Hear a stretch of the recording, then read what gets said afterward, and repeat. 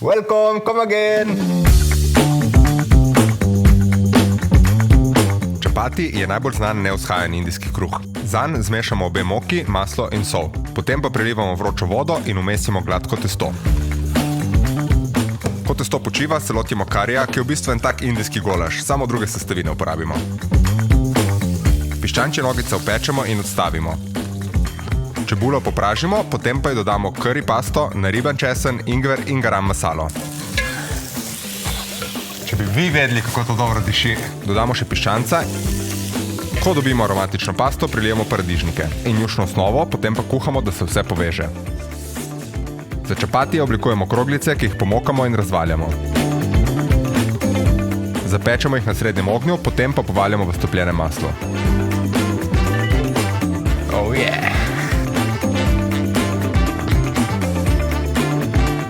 Na kari obvezno posujemo še malo koriandra. Indijci vedno jejo z rokami in meni je to res vibe.